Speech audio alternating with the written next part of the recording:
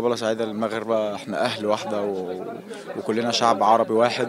هي في الأول وفي الآخر كورة طبعا، اللي مذاكر أكتر واللي بيتعب أكتر وده ربنا بيكرمه في الآخر. واحنا ذاكرنا فريق الوداد طبعا. أي نعم النتيجة في مصر كانت 2-1، كنا نحب إنها تبقى أحسن من كده شوية، بس الحمد لله ربنا ما أردش. إن شاء الله احنا جايين مذاكرينهم كويس قوي، عايزين نعمل نتيجة إيجابية هنا ونرجع بالبطولة إن شاء الله. لا خالص، على فكرة احنا مش أول مرة نلعب قدام جمهور، وعارفين جمهور الوداد كويس قوي، وعارفين جمهور الرجاء طبعا كويس.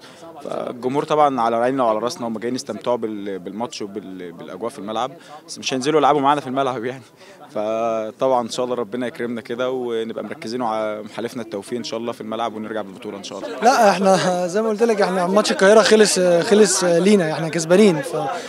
طبعا النتيجه ممكن كانت تبقى احسن من كده، بس مفيش مشكله. احنا بالنسبه لنا اللي احنا النتيجه بالنسبه لنا مش تفرق اكتر، يعني احنا اهم حاجه عندنا مكسب. في ماتش تاني هنا في المغرب، احنا جينا المغرب قبل كده اكتر من مره، فمتعودين طبعا على الضغط الجماهيري هنا، فبالنسبه لنا مفيش مشكله يعني. لا خالص بالعكس، ده هي الكوره طبيعي. في الكوره اللي احنا ممكن نجيب جونين هنا عادي ما فيش مشكله يعني. الموضوع بالنسبه لنا سهل يعني. لا خالص، احنا بننسى اللي فات ده من الماضي. احنا بنركز دايما حتى لو خدنا البطوله دي النهارده بنروح تاني يوم مصر بنركز في الدوري عندنا، فبناخد كل حاجه، بناخد كل خطوه بوقتها يعني.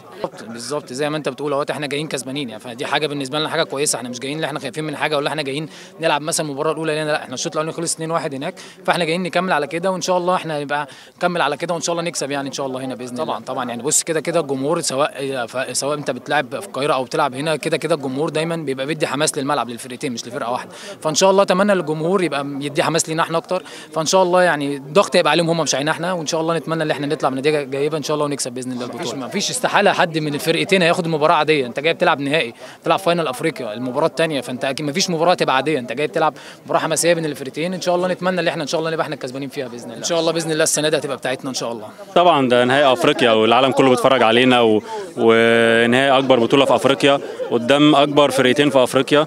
ان شاء الله يعني تبقى المباراه تخرج بصوره كويسه والعالم كله بيتفرج علينا. ان شاء الله نقدر نرجع البطوله تاني ونرجع بالمكسب ان شاء الله. كل حاجه وارده في الكوره، انت اهم حاجه ان انت كسبت وعملت نتيجه كويسه واداء كويس. المباراه من شوطين، خلصنا شوط في مصر، وان شاء الله نبقى مركزين الشوط الثاني يوم الاحد ونرجع بنتيجه ايجابيه. ديروا لايك وبارطاجيو الفيديو، وما تنساوش ابونا وفلاشين وتضغطوا على الجرس باش توصلوا بكل جديد ديال MFM سبور.